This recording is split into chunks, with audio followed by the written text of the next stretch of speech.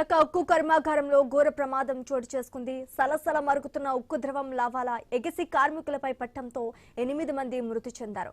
మరో 6 ఒళ్లంతా కాలిపోయి కొన ఊపిరితో కొట్టుమిట్టాడుతున్నారు. సోమవారం సాయంత్రం ఉక్కు కర్మాగారంలోని స్టీల్ మెల్ట్ షాప్ 1లో ఈ ఘోర దుర్ఘటన సంభవించింది. సాయంత్రం MSM 1లో పనిచేయడానికి కార్మికులు వెళ్ళక ఊహకందని విధంగా లాడీలు భారీ శబ్దంతో ఒక్కసారిగా పేలిపోయింది. 1540 డిగ్రీలకు పైగా వేడితో ఉన్న సుమారు 150 టన్నుల ద్రవపు ఉక్కు ఒక్కసారిగా మీద పట్టంతో కార్మికులు తప్పించుకోలేకపోయారు.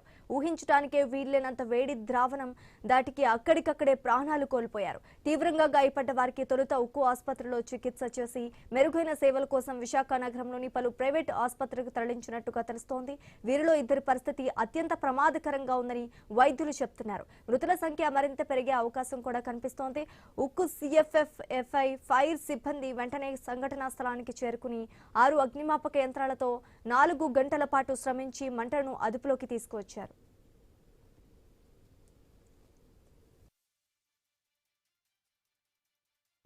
ఈ ప్రమాదంపై ముఖ్యమంత్రి చంద్రబాబు వెంటనే సమీక్షించారు.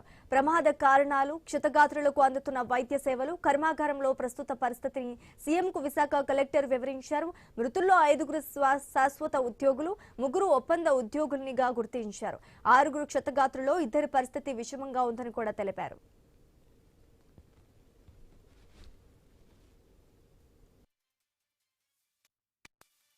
విశాఖ ఉక్కు కర్మాగారంలో ప్రమాదంపై కేంద్ర ఉక్కు శాఖ మంత్రి కుమారస్వామితో చంద్రబాబు నాయుడు ఫోన్లో మాట్లాడారు.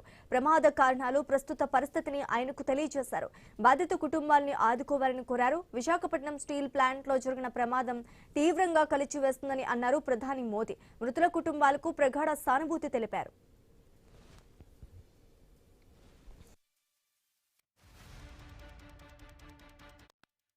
విశాఖ స్టీల్ ప్లాంట్ లో జరిగిన విషాద ఘటనపై కేంద్ర ప్రభుత్వం కీలక ప్రకటనలు చేస్తుంది.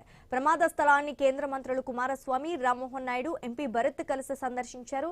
ఘటనలో ప్రాణాలు కోల్పోయిన ఉద్యోగుల కుటుంబాలకు కుమారస్వామి ప్రగాఢ సానుభూతి వ్యక్తం చేశారు. ఈ క్లిష్ట సమయంలో బాధిత కుటుంబాలకు భగవంతుడు ధైర్యం, మనోబలం ప్రసాదించారని ఆకాంక్షించారు. ఉద్యోగులు ఎలాంటి భయాందోళనకు లోను కాకుండా ఐక్యంగా ఉండాలని పిలుపునిచ్చారు.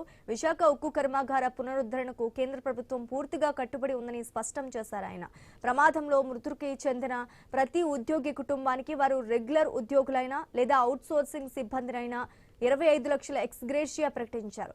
ఇది బీమా, PF, గ్రాట్యుటీ వంటి చట్టబద్ధత ప్రయోజనాలకు అదనపు వెల్లడించారు.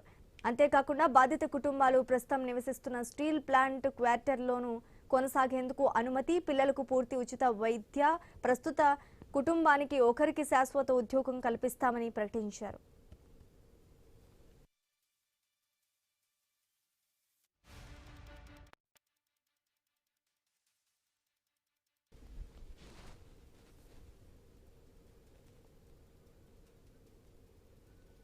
విశాఖ ఉక్కు కర్మాగారంలో ఘోర ప్రమాదం చోటు చేసుకున్నట్టుగా తెలుస్తోంది. సలసల మరుగుతున్న ఉక్కు ద్రవం లావాల ఎగిసి కార్మికులపై పట్టంతో 8 మంది మృతి చెందినట్టుగా తెలుస్తోంది. ఇక ఇదే అంశానికి సంబంధించి మరింత సమాచారం మా ప్రతినిధి భార్గవ్ అందిస్తారు.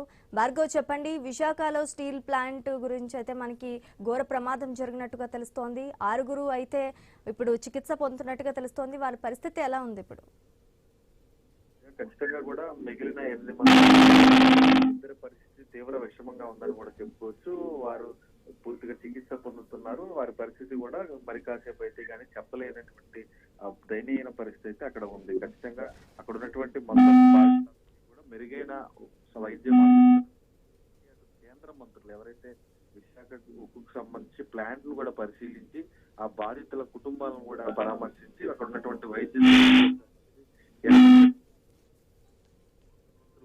పరామర్శించిన తర్వాత కూడా ఒక కీలక వ్యాఖ్యలు చేయడంతో ప్రస్తుతం ఆ కుటుంబ సభ్యులకు సంబంధించి కూడా ఉన్నటువంటి కార్మిక సంఘాల నాయకులకు సంబంధించి ఒక భరోసా హామీ అయితే ఇవ్వడం అయితే జరిగింది. కేంద్ర మంత్రి కుమారస్వామితో పాటు అటు ఎంపీ రామ్మోహన్ నాయుడు గాని, భరత్ గాని అక్కడ కేంద్ర మంత్రులు కూడా పరిశీలించారు. ఆ ప్రాంతాన్ని అంతా కూడా పూర్తిగా క్షుణ్ణంగా కూడా విచారణ చేపట్టినటువంటి పరిస్థితి కూడా ఉంది. అంటే తీవ్రమైనటువంటి